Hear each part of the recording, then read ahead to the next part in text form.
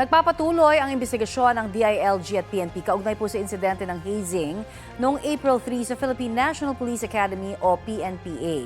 Update po tayo ukol dyan sa ulat on the spot ni June Veneracion. June? Connie, tiyak na daw na may marirelieve sa Philippine National Police Academy o PNPA dahil sa nangyaring hazing noong April 3. Ang tanong na lang ngayon, Connie, ay kung gaano kataas at ilan ang matatanggal sa pwesto. Yan ang isa sa pinag-uusapan ngayon sa isinasagawang command conference dito sa Camp Crame kasama si Interior Secretary John Vic Remulla. Ito'y matapos aprubahan ni PNP Chief Jose Melencio Nartates Jr. ang pre-charge evaluation sa ilang matataas na opisyal ng PNPA.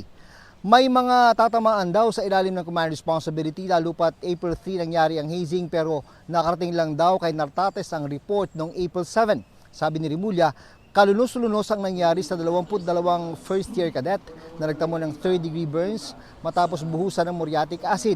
Meron pang araw isang biktima na inabot pati mga pribadong parte ng katawan. 3 second-year cadet ang arestado at sinampahan ng reklamong paglabag sa anti-hazing law. Sabi ni Remulla, walang malinaw na dahilan kung bakit nangyari ang hazing. Mukhang may psychological problem daw ang mga may gawa nito. Sumasailalim daw sa medical at psychological treatment ang mga biktimang kadete. Bukod sa 3 na aresto, meron pang 4 na kadete ang masasama sa sasampahan ng reklamo. Lumabas kasi sa investigasyon ng PNP-CIDG na may mga third-year cadet daw ang nagbigay ng utos sa mga nagsagawa ng hazing, sabi ni PNP spokesperson Brigadier General Randolph Tuanyo. Sabi ni Tuanyo, i-aanunsyo nila ngayong araw pagkatapos ng command conference kung sino-sino ang mga opisyal ng PNPA na marirelieve sa pwesto. Samantala, humingi ng paumanhin si Remulla sa taong natikitan sa Mandaluyong City habang nagtatrabaho at naghahalo ng semento na walang suot na t-shirt. Sabi ni Remulla, inaako niya ang kasalanan dahil nagkulang siya sa malinaw na instruction. Personal daw niyang pupuntahan ng tao para humingi ng pasensya.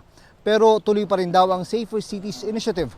Magkakaroon lang daw ng malinaw na alituntunin, kabilang daw dito ang pagbibigay ng konsiderasyon sa mga nagtatrabaho.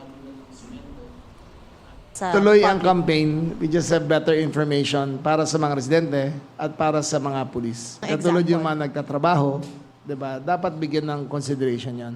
We will review the policy.